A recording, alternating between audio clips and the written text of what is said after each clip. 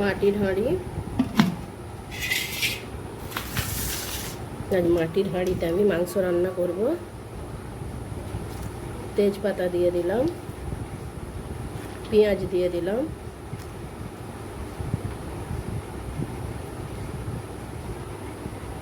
আদা রসুনের পেস্ট দিয়ে দিলাম,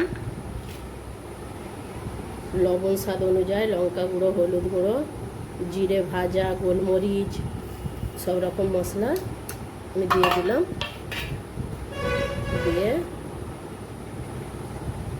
তেল দিয়ে দিলাম।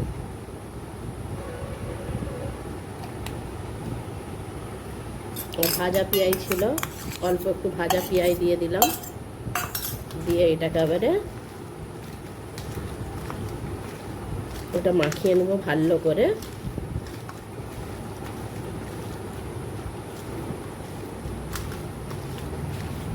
এটা হচ্ছে সেজে মাংস রান্না, এটা বিফ।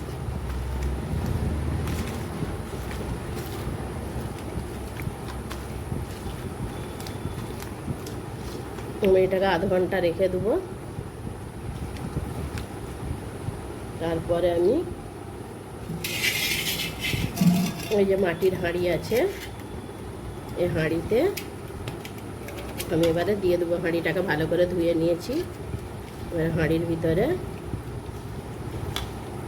আমি এটাকে দিয়ে দেবো।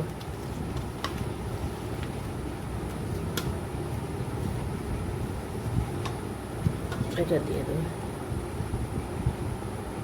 দিয়ে আমি একটু জল দিয়ে দেবো। দিয়ে আধ ঘন্টার জন্য ঢাকা দিয়ে হাঁড়িটাতে আমি দিয়ে দিয়েছি। দেওয়ার পর আমি থালাটাকে ধুয়েই জল দিয়ে দিলাম, কেন মাংস তো একটু বেশি জল দিতে হবে। জল দিয়ে দিলাম। দিয়ে আমি উনুনে রান্না করব, চুলোতে, ওই জন্যে আমি একটু আটা দিয়ে এটা পোট করে নিচ্ছি।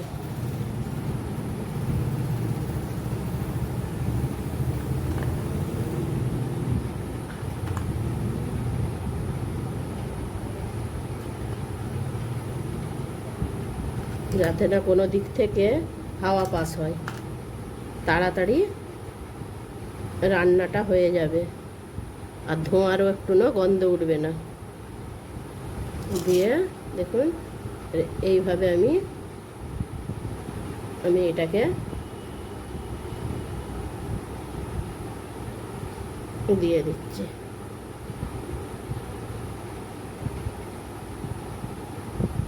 দিয়ে আমি এবারে এটাকে উনুনে বসিয়ে দেব। আমি এবারে উনুনেতে বসিয়ে দিলাম, চুলোতে। আধ ঘন্টা বইটা হোক।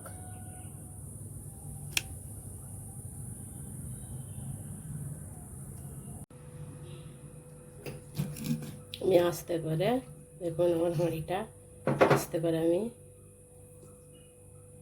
খুলে নেব।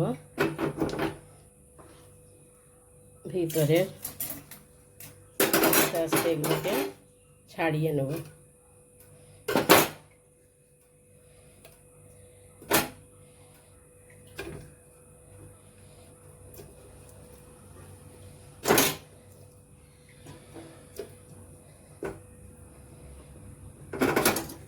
মাংসটার অবস্থা এবারে ভিতরে দেখুন।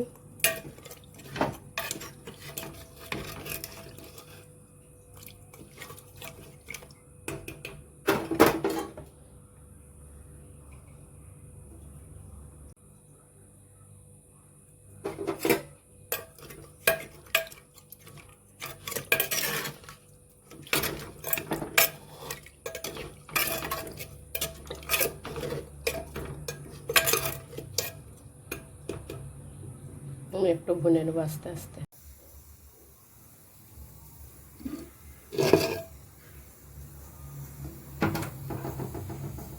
ভিতরে শুধু হান্ডির মাংস রান্নাটা শুধু দেখুন।